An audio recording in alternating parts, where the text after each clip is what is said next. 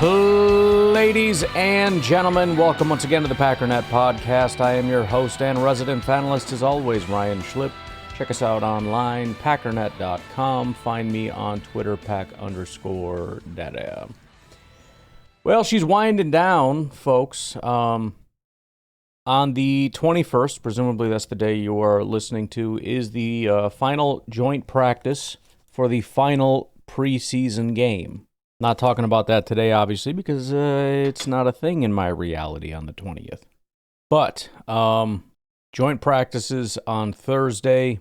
Vikings and Bears play on Friday. Packers will be a 3 o'clock game on Saturday. There's also a Lions game on at noon. I don't know who's doing starters and who is not. I think the Bears are. I don't know about the Vikings, Lions, and Packers probably not. Lions, I would guess, probably not. I'm not sure about the Vikings and J.J. McCarthy. We'll have to see about that. I'll make it a point to look into that for those that care. We do have a little bit of a lull after that, as I mentioned, so we basically have 2 weeks. I'm going to be on vacation next week, so again, the podcast will not be from me. Following week, I should be back. We're going to get things revved up. I'm very excited because we're going to be talking about the regular season. In fact, I was even thinking, should we do like regular season talk today? No, let's just wait. We got a whole week to kind of dig into that whole thing. But that'll be the run up there. Let's call it Sunday the 31st through Saturday the 6th, and a Sunday through Saturday calendar, which is not how my brain works, but that's how Google Calendar is set up, so I'll go with that. And then on the 7th, we've got our Packer game. The good news, though, if you're at all interested, we do have college football firing up this Saturday. Iowa, Kansas State, Idaho State, UNLV, Fresno, Kansas, Sam Houston, Western Kentucky, and Stanford and Hawaii. So Saturday the 23rd, they've got football, followed by August 28th, that Thursday. So we got some things to kind of whet our appetite in the meantime, some prospects to keep an eye on, et cetera, et cetera. The other thing that needs to happen is the Fantasy Football League, which has completely crept up on me. I was not going to let it happen this year, and it happened again. It's always short notice. It always gets filled, but it's always short notice. I am going to create that. I'm going to make sure me and my son are in that, and then I'm going to shoot it over to Patreon. Probably do like a 12-person league. I want it to be as many as possible without it being so saturated the league freaking sucks. I'm the kind of person that would like to do like a 4-person league, so I just have the most loaded team in the history of the world. But I'm also the kind of guy that likes to play games on like ultra easy. Not really. I usually play it on normal, but it's still it's fun sometimes to just dominate everybody's freaking face off. So usually what I'll do is I'll send that off to Patreon at the higher tiers. There's not usually a ton of interest, so it starts to go all the way down to just anybody on Patreon, and at that point it'll probably get filled. If not, after that, I'll start just mass, shooting out the link to social media or whatever. But be on the lookout for that. Anything else? Let's do this. I had, who was that? Was that Nodak? Yeah, so Mr. Nodak Mike sent me this. It's got quite a bit of traction, so I'll mention it. Sean Wright. I feel like we've talked about him before, but I'm not positive. I feel like he had a couple different things, because I remember he has NBA in his title, and it's like, that doesn't make a lot of sense. But Sean Wright, known as Sean Wright NBA on Twitter, said, the Green Bay Packers have held exploratory trade talks with the Dallas Cowboys centered around star pass rusher Micah Parsons, sources tell me. Newly appointed president Ed Policy is said to be eager to begin his tenure in Green Bay with a major splash. All right. Without saying that I can know 100% that this isn't real, let's just go through a couple things that I have to be skeptical about. Number one, zero corroboration. He is the only person of all the insiders out there that is reporting this. That's not a great sign. He has 2,896 followers. Really not a great sign. The other thing that seems like a major red flag to me is the last sentence. Newly appointed president Ed Policy is said to be eager to begin his tenure in Green Bay with a major splash. That doesn't make any sense. Brian Gutekunst makes those decisions, not Ed Policy. That would be, to me, bigger news if this whole thing was 100% true. That last sentence would be the biggest amount of news in this thing rather than all their exploring trade options. Who gives a crap? If you're telling me Ed Policy took over the keys and is now deciding that he's going to tell Brian Gutekunst what to do, then we're in serious trouble. That's not how the Packers have ever done things, at least not since, I don't know how far back it goes, but the 90s, presumably.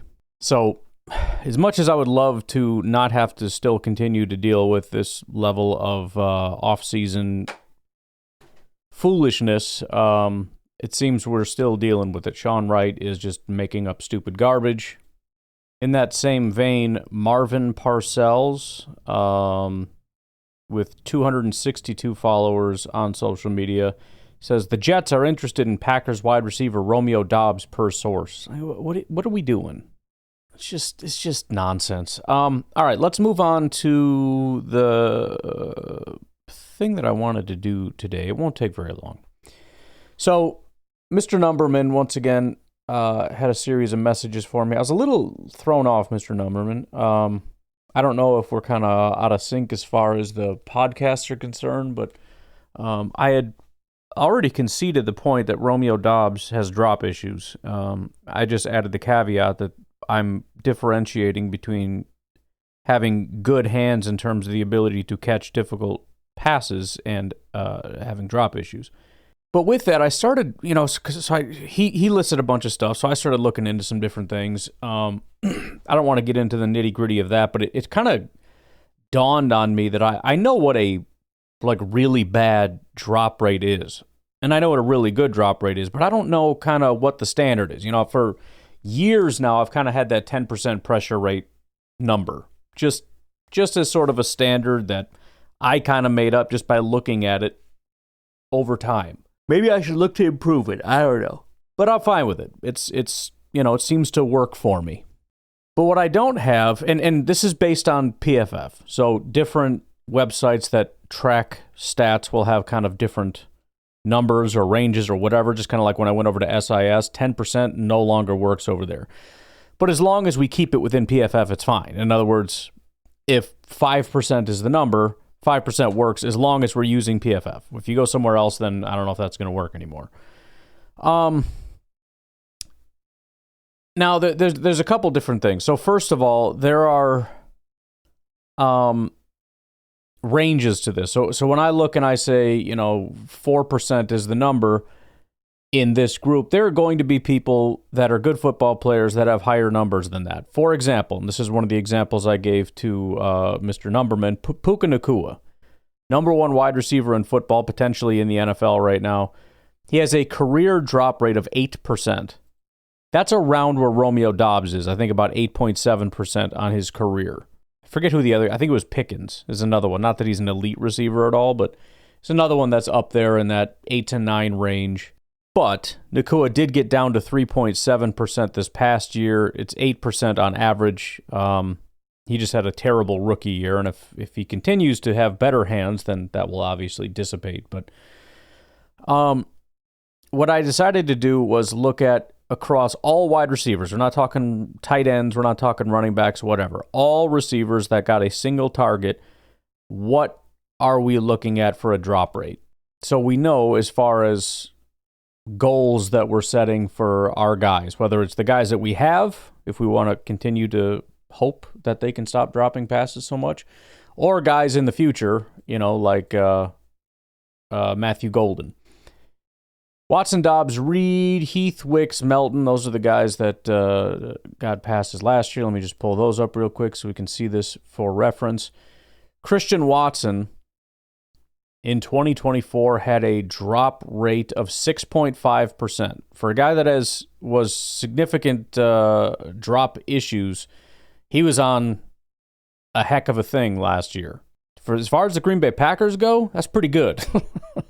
It's not good, but I mean for the Packers, that's really low. He has a career drop rate of 8.4%. It has gone down every year, 10.9, 6.7, 6.5. Romeo Dobbs, He's at 8.7% in his career. It was 10.6 as a rookie, then down to 6.3, then back up to 9.8. Jayden Reed, he had a 15.4% drop rate, which is obviously just unfathomably high. His rookie year, however, was just 4.5%, which is actually really low. So, again, if there were some issues, like I had talked about how Jordan's not really putting the ball where it needs to be, which is going to lead to that, plus, guys getting in their own heads or whatever the case may be. If that's able to get back down, kind of like we're talking about with Nakua, where he had one really good year, one really bad year, let's see what happens with Jayden Reed. But he has a career average drop rate of 9.8%. Malik Heath has a career average drop rate of 7.4%. That was 0% in 2024 and 11.8% in 2023. He hasn't played a ton to begin with. So, for example, how many drops? He had 2 drops in 2023 and 0 in 2024. If you have a single drop with very low opportunities, it's going to be a really high number. Also, if you have 0, but nobody ever throws to you, then that's also not whatever. But it balances out to 7.4%. Dontavian Wicks, he is very similar to Jayden Reed. His rookie year was actually very low in drops. It was 4.9%. His second year was 17%, through the freaking roof. Let's see what happens. Bo Melton, we probably don't need to talk about for obvious reasons. I'll tell you what, let's take a quick break because we're creeping up on that, and I don't want to be interrupted, and I don't want this to go too long before we take a break because there's not a whole lot else to talk about today. Take a break. We'll be right back. All right, so to go back through this now, the best drop rate of all the guys, not including Golden, as far as our wide receivers are concerned, and Savion Williams, is, I believe, Malik Heath at 7.4% drop rate. Keep that in the back of your mind. Looking at all wide receivers, there were 9,891 targets, 444 drops. The average drop rate across the entire NFL is 4.5%. So think about that. Malik Heath, so far on this team, of those guys, has the best hands at 7.4%. League average, 4.5%. That's if you even want to include Malik Heath, which we probably shouldn't. Christian Watson is, I think, our next best, which is kind of horrifying. He is. Christian Watson, 8.4%. We're creeping up on double the drop rate. Now, when we look at low, like I said, Christian Watson this past year down to 6.5. That's still 2% higher than just average. Romeo Dobbs, his lowest was 6.3. That's 2% higher than league average. Jayden Reed, his rookie year was at 4.5. Extremely low for the Packers. But even if he's able to get back down to 4.5, that's just average. That is average. That's not great. It's not good. It's just fine. Dontavian Wicks, his best rookie year was 4.9. That's slightly above average. We've never had a receiver of this group, of these 4 guys, they've never had a single year where they have been below average. Jayden Reed at 4.5 is as close as anybody's come to being below the average drop rate. And that's over how many years now? 1, 2, 3, 4, 5, 6, 7, 8, 9, over 10 different years. So players times how many years they've been here. 10 years. 0 have been below that number. And technically it's 4.49. So if we're very strict with it, maybe the other one's rounded, but let's just say nobody has even been at. Vikings are trading Harrison Phillips and a 7th to the Jets in exchange for a 6th and a 6th. Ross Uglum says full rebuild for Minnesota now. I mean, they could have started the full rebuild by not getting Harrison Smith to begin with and all these other free agents that they're constantly filling their team with. I think they got a long way to go before they're in full rebuild mode. Anyways, so that is, by the way, and again, that's just average across the entire NFL. So that's not even really what you're aspiring to. That's just league average. That includes dog crap guys that drop everything. What if you talk about just the top 100 wide receivers? It drops slightly to 4.43%. What if you're talking about a top 50 receiver? It drops slightly again to 3.94%. In the top 25, the average drop rate is 3.71%. Now, this is kind of where you want all of your guys to be. If you're going to tell me you're a number one receiver, I want you in this sort of top 25 range. Meaning you need to be below 4%, 3.71%. You don't have to be. Again, not everybody in the top 25 has that. But that's kind of what we're aiming for. That's the aiming point, 3.71%. And then in the top 10, it drops to 2.82%, below 3%. Think about that in the context of what we're talking about. In 10 different seasons, 10 different years, 10 different player years, 1 reached roughly league average. 0 have ever been anywhere in the top 100, top 50, top 25, or top 10 range when it comes to drop rate. And then think about that in terms of, and we're just talking best years. How about Christian Watson at 11% in his rookie year? How about Romeo Dobbs at 10.6% his rookie year and about 10% again in 2024? That's more than double. 9% is double the drop rate. He's at 10. He more than doubled it 2 years. How about Jaden Reed at 15.4%? He had 10 drops. That's 3.5 times just league average. And then the worst of the worst, Dontavian Wicks, 17%. 17. That's 3.8% or 3.8 times the league average drop rate. So what that means, really, if we look at kind of what we're expecting from our guys, let's call it 4%, right? Because top 100 is 4.43, top 50 is 3.94. We're in and around 4%. If you want to be super specific, call it 4.3% or something stupid, but I'm not going to. I'm going to call it 4%. Broncos have agreed to a trade, sending Devon Vele to the New Orleans Saints for a 2026 fourth-round pick. Excuse me? A fourth and a seventh for Devon Vele? What just happened? By the way, Ari Mirov says the Vikings added 2 sixth-round picks and unloaded cash, something to keep in mind for a potential next move they could be working on. In other words, they might be packaging picks and money to go get somebody. And if it's Micah Parsons, boy. But for Romeo Dobbs, roughly, because I don't know how many times he's going to be targeted, but he was targeted 70 times this past season. Let's say it stays around that. That's 3 drops. That's what you get. Now, we're dealing with pretty small numbers. I mean, he had 5. So, in a weird way, he was kind of close to that. But still, that's the number. It's a pretty small number. I mean, you basically can't drop anything. You also can understand where I'm coming from with the whole quarterback accuracy thing, right? All that would entail for Romeo Dobbs to go from like a really good drop rate number to a dog crap 10% drop rate number is 2 off-target passes that he dropped that if they were on target, he would have caught them. We're dealing with really small numbers here when we're talking about drops. But to be clear, that's about what we're looking for each of our guys is 3 drops. And let's call them 3 bad drops. If it's a rocket ball really high and he jumps up and it goes off his hands, I'm sorry, I'm not counting that. PFF will, and I'm probably not going to remember after about a week or 2. But in the moment, I'm not counting that. I'm talking legit drops.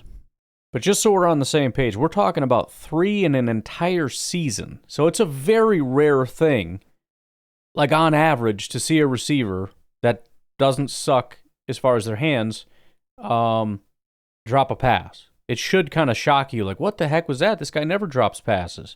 That's the standard for everybody, because that's just, that's again, league average. If you're targeted 70 times in a season, you're dropping about 3 passes. If we're talking top 10 range, it's right at about 2. So 1 per half of the season. All this 10 drop nonsense? No. That's closer to a drop a game. If we go through and look at some of the top receivers in the NFL, looking at the top 10 via receiving grade this past year, Puka Nacua was number 1.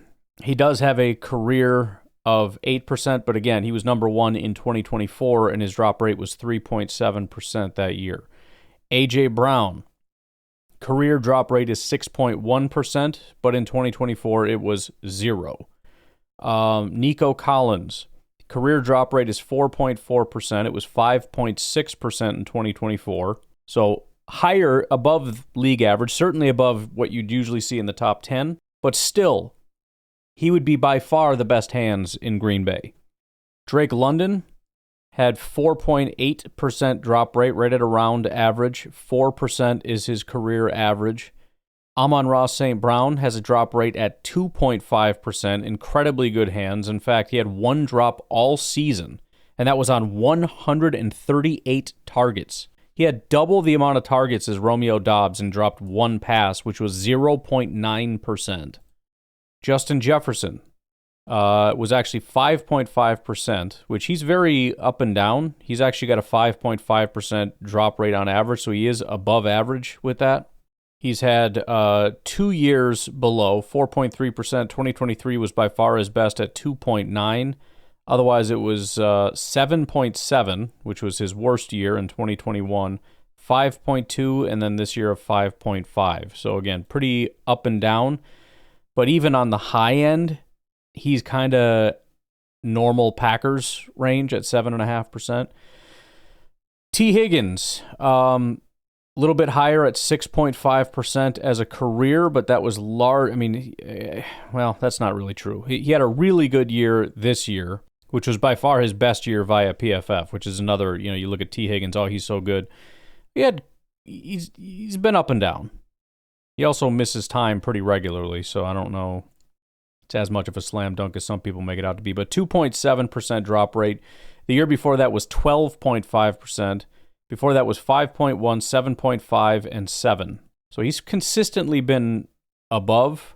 He might fit in Green Bay aside from that 2.7% season this past year. Mike Evans, he's got a ton of years, obviously, but career drop rate is 7.7%, so pretty high for him. Malik Neighbors, who's a rookie, came in at 6.8%, so again, low Packers, high overall. Chris Godwin at 3.3%. So again, there are some guys that are good receivers, consistently good receivers, that are averaging 6%-ish. Maybe as high as 7. I think Devontae was like 7. Let me see what Devontae was. Yeah, he's at 6.9%. And no, that's not like, well, just recently. I mean, he did have a bad year this past year at 10.5%, and 8% in 2023. And he obviously had 3 terrible years, his first 3 years, but it was still 6.3 in 2017, which was year 4. 2018 was 4.3, so right at league average. The next year in 2019, it went up to 8.8%. Then it was 0.9, phenomenal year in 2020. And then 3.1, 5.7, 8, and 10.5. So, I mean, he's got a pretty high drop rate compared to average as well, but still compared to what we have right now. And that's where you can look at it and say, I think the Packers fans have a decent tolerance. I think if a Packers player can get down to 7%, I think we're okay, especially when you don't have other guys at like 15% that make it look like the whole thing is just falling apart and everybody's dropping passes all the time. If everybody's down to about 6-7%, I don't think Packer fans care anymore. I don't think it's a talking point anymore. The other one I saw that was really crazy, where is he? Rookie Marvin Harrison Jr. didn't have as big of a massive like breakout season, 800 yards, 8 touchdowns, whatever, but his drop rate was 1.6%. So, yeah, he had 1 drop on the season. The other really low one that I saw. All right. That was the main project for today. Why don't we take a break? We'll come back and take some calls. We'll be right back. Boy, today has been quite the active day in the last hour. I've already announced a couple different things here. The Chiefs apparently are sending Sky Moore to the 49ers. It was interesting because I just saw somebody make a comment. I think, what the heck just happened? The 49ers just lost somebody to injury. They got a bunch of guys that they're down, either because they lost them this last offseason or whatever the case may be. They are thin, and so apparently they worked out a deal with the Chiefs to go get Sky Moore. They will swap 6th and 7th round picks in 2027. That is rock bottom prices. Sky Moore, a second round pick, has only accounted for 494 yards and 1 touchdown in his 3 years since being drafted in the second round in 2022. Pretty rough, man. Missed the 2024 season with a core muscle injury. Had a left knee issue that sidelined him for a good portion of 2023. So, pretty desperate 49ers team looking for any glimpse of something here. Chiefs looking to offload a bad decision. It's hard to really fault either side of that, unlike the Devon Vele thing. I guess you can't get too down on it because Vele's only played 1 year. And he graded out okay. I saw a funny quote. Somebody was like, oh yeah, Sean Payton actually saw glimpses of some receiver. I forget which one. It's like, you mean Sean Payton, the guy that's trading him away after 1 year? But he is a 7th round pick that had 475 yards and 3 touchdowns, and they gave up a 4th and a 7th for him? That's crazy. I don't know about all that, man. Maybe it pans out. I don't know. Maybe they see something special. And the guy, he's 6'5", 210. He's a big dude. 75 receiving grade. Played almost all year. Young. Whatever. I don't know. I don't know what the heck you're doing. I don't know how a team like the Saints that's in permanent cap hell is in a position to be giving away draft picks. Anywho, let's get started with Corey in Ohio. Hey, what's up, Ryan? It's Corey from Ohio. What's I up? was calling to see if you found any way to get that Brett Favre song to me through email or download or however we can do it. And I also calling because this Marshawn Lloyd, man, this situation's really starting to tick me off. It's pretty dire. That dude cannot play any game or any significant time out on the field without getting hurt. I mean, now he's hurt again from the preseason game. I mean, it's getting ridiculous. It's worse than anybody I think we've had. Even worse than Watson. I don't even know. Miss your whole rookie season, and now this in year 2 still going on. Come on. Almost wonder if it's better just to cut ties with him if he's not going to be healthy, and then we can keep Wilson and Brooks. Maybe a 4th, who knows? Shit, the way that's going. Ugh. Anyway, man, I'm just venting about it. Wonder what you and some other people are thinking. Later. Well, I mean, if he's going to be out for any period of time, you just slap him on IR, and then you do give that slot to somebody else. But like I said, the clock's ticking for him and everybody else. I mean, injuries, whether it's some kind of an issue that is like a recurring thing, in other words, you're not going to be able to hold up, or just really bad luck, at some level it doesn't matter. On some level it does matter, right? As far as projecting forward, if you're a team, you bet on a guy where if it's been bad luck and all that, and that's kind of more of a nuanced thing. But at the same time, when you're a rookie and you've not proven anything in the NFL and you get hurt and then you get hurt again and you've got your 4 years. And if you're not able to produce something or show something to the team, I mean, it just is what it is. It's a 4-year audition. So we'll see. We'll see if he gets back on the field, and if he does, what that looks like this year and whatnot. But real rough start. As far as the Brett Favre song, I will try to continue the process of adding more songs to Spotify and whatnot. I had mentioned that I did that. The Golden Bullet song is on there, so you can find whatever it's called, Packernet Studios or something. It's Packernet something, and it's in the music area of Spotify. It's also on iTunes and a bunch of other stuff now. I think it's on iHeart. I haven't really added more. I haven't really been doing a lot of songs lately, but I will work on getting that up. Otherwise, I don't know if you did reach out or what, but I mean, if you want to text this number your email, I'll try to just send you the song. I think email will work. I'll just send you the song. But I'm not doing that for 500 different people, so y'all just be patient now. Hey Ryan, this is Aaron. Just giving you a quick call after the weekend. So I went to Chicago for the weekend Cool. to go see the Savannah Bananas. Not sure if you're familiar with them at all. It's just basically this baseball team that is like more for fun than actually. BMW just didn't use their blinker. What a surprise. Anyways, so it's a baseball team that's more for fun, and there's called the Bananas, right? So they do a lot of like dances and just general random stuff that whatever. Like the mascot was wandering around the field during the game, and the first base coach would start dancing randomly, and just all sorts of just random fun stuff. Yep. Anyways, so I live in Minnesota. There's a lot of that in the, I don't know what you call that division of baseball or whatever, but it's pretty common. We used to always go see the Kane County Cougars when I was younger down in Illinois. That was always, it's very similar. It's much more laid back and fun, and they dance and do weird stuff. But I have heard of the Savannah Bananas because I just saw it on some news thing that popped up. It's very weird. He was just talking about, I don't care about money, I just want to do all this stuff or whatever. I don't know. It was a weird thing, but it's kind of interesting. You just mentioned them, and I just seen that. Soda, and I drove out there to see the Savannah Bananas with a few friends.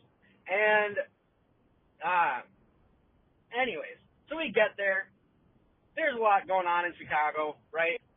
There's like the air and water show, like the big show. Few concerts going on, plenty of things going on, right? So turns out that I get to Wright Field. Stadium's absolutely packed. Sorry, I keep saying I'm trying to drive. But anyway, the stadium is absolutely packed. And apparently this was the second Savannah Bananas game within 2 days. That, the previous day, was also sold out, right? So 2 sold-out stadiums for the Savannah Bananas. And if you don't remember, right, the Family Fest, what was it, like 20,000 people, about that? I don't remember exactly the count. But, so, you're telling me, on a weekend, that there was plenty going on, more people cared to go to a banana-themed baseball team for people who don't even care about baseball. 4 times more people cared to go to that than go to Bears Family Fest? That's what I didn't think there was anything else to do in Chicago, I guess. It's weird. I don't know. It's actually a brilliant angle, by the way, to find some other festival that's really stupid and look at the attendance numbers to compare, just to completely obliterate that very obviously fake thing. Oh, there's so much to do in Chicago. There's so much to do in Chicago because there's a lot of events that happen in Chicago because there's a lot of people. It's proportional. So that argument doesn't work. If it worked, then you could say that for everything, right? That music festival that was down there. Why was it full? I thought there was just so much going on. How could that many people show up? Because there's a lot of people there. Duh. I don't know if anybody actually believes that argument or if people just said it as a deflection. But, yeah, like that. Anyways, as I was leaving the stadium, there's a Green Bay sucks chant. I just had to sit there and laugh, and I was just like, wow, yeah, okay, great. I'm glad you guys feel that way. Cool. It was just kind of funny. Anyways, also over the weekend, I saw way more Lions merch than I saw Bears merch in Chicago. Yeah, so that was a thing. Anyways, yeah, Savannah Bananas were pretty cool. I'm coming up on 3 minutes. I'm gonna ride it out. Bye. All right, man. Well, I hope the banana game was fun. And again, that was a worthwhile observation, I would say. I wish I'd have thought of that to think of some other stupid thing, you know, attendance in a day of some art museum or something. I would be willing to bet a lot of the things are full except for that. Hi, this is Ben from Minnesota. What's up? I have a couple thoughts. Oh, Let okay. me just quick rapid fire them at you. You can pause it and say what you think, or just skip them. I don't. Yeah, really we'll see. care. We'll see what I decide to do here. Do you think Jordan Love has the arm to throw to a guy with 4.29 speed? Yes. It seemed like Christian Watson had to stop and turn around or make a really good catch every single time he caught the ball. I hope he does. I love it. I did not want Matthew Golden draft. Well, I think that would be more of an accuracy thing. I don't think it was ever. I'm sure you could find.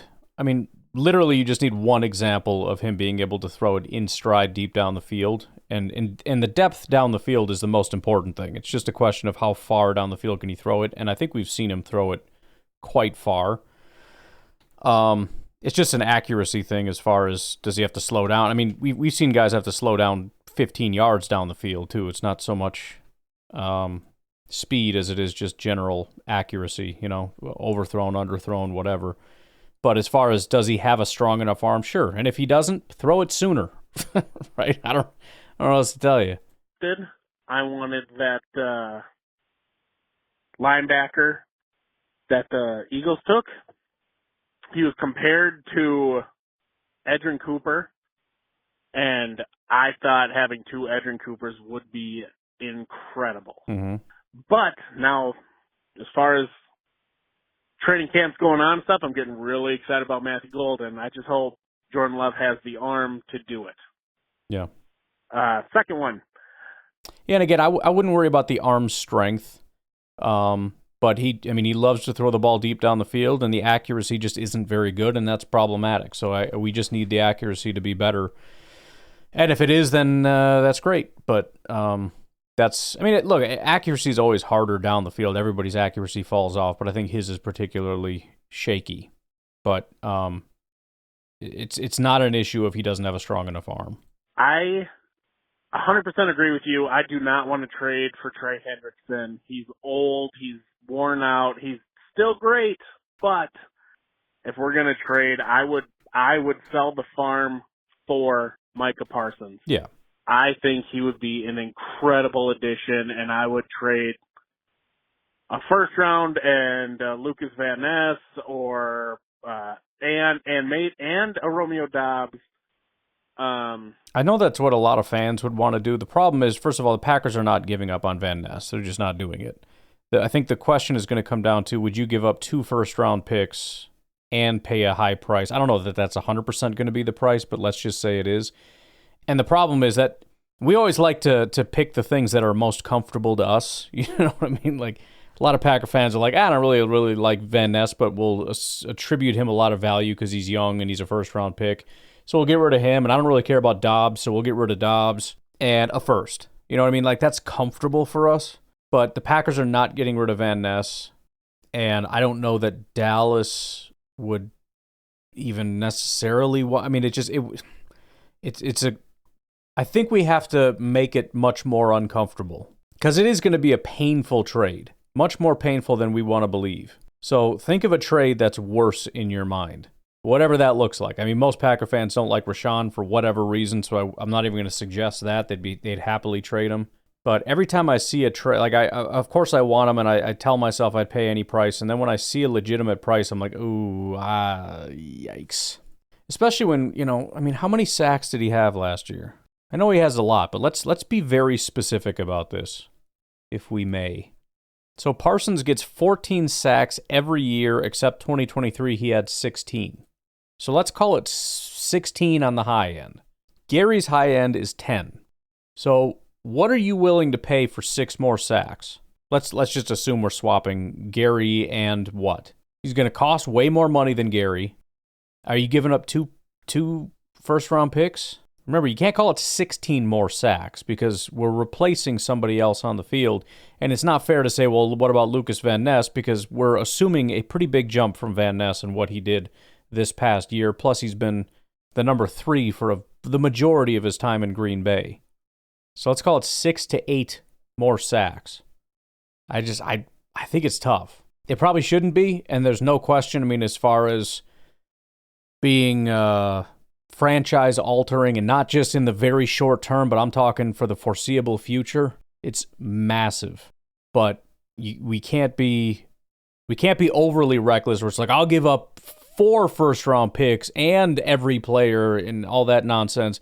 But also, on the other hand, it can't be, let's give up Keyshawn Nixon, Jaden Reed, Quay Walker, guys with like relatively high value that we could justify in our mind, but at the same time, we could also be like, I'll be all right. That and a first. It's the only thing I would say for everybody that wants Parsons is, number one, as you've done, which I appreciate because almost nobody does, actually come up with a value that you think it would cost, and then you're probably going to have to up the value a little bit. And I shouldn't say up the value, up the pain a little bit, because there's a lot of value in that. But I don't think that's the direction the Packers are going to go. So you could even keep the value the same, but make it more painful for yourself. I don't know. I really do struggle, but at the same time, I tend to be somebody, I think, that thinks more about the loss than the gain, which is where maybe there's a big difference between people. I was actually just looking into this lately as far as like laziness. I think it was the cartoonist guy who actually, he made a video. I didn't even know that's who he was, but he's some cartoonist. I don't know. Calvin and Hobbes, I think, is what I never read those, but I think that he's famous cartoonist, whatever. But I saw this guy do a video, and I'm like, that's freaking interesting. Turns out it was that guy. But it was something to the effect of, what if I told you laziness is just focusing on the loss instead of the gain, or something to that effect? And I contemplated that for a second. I was like, that's freaking genius. In other words, let me give you an example.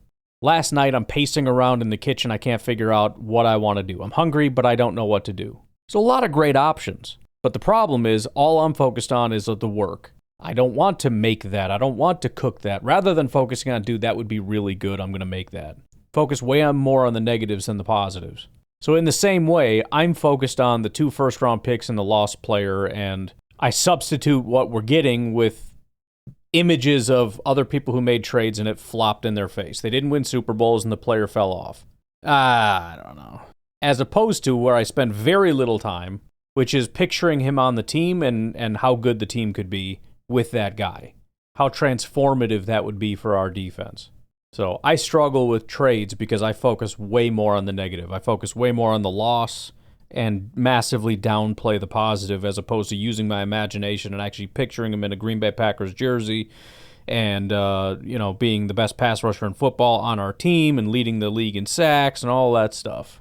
Just so you know where I'm coming from when I'm always like, I don't know. That's why. I'm looking at the cost. I'm looking at the bill. I'm the guy at the restaurant trying to find the cheapest thing on there because I'm thinking about how much this bill's going to be, rather than how good the food's going to taste. Then I end up paying $15 for something that tastes like crap when I could have had something better for $20. I don't know. Again, as I'm sure we all know, very close to 0% chance it happens anyways. But yeah, I mean, look, the getting back to the main part of your point, when you compare that pain, even on a lower scale, to Trey Hendrickson as compared to Micah Parsons, it's not even close. I'm in no way willing to inflict that amount of pain for Hendrickson, who is a phenomenal player. And if he was 25, I'd be all in. If he was even 27, you can call it 28. I wouldn't say all in at 28, but it would be worth a conversation. 30 plus, I just can't, dude. You know that fall off is coming any minute now. I'm just not doing it. All right. Why don't we leave it at that? Joint practice tomorrow, so we'll go over that. And that's the way she goes. I will talk to y'all later. Have a good one. Bye-bye.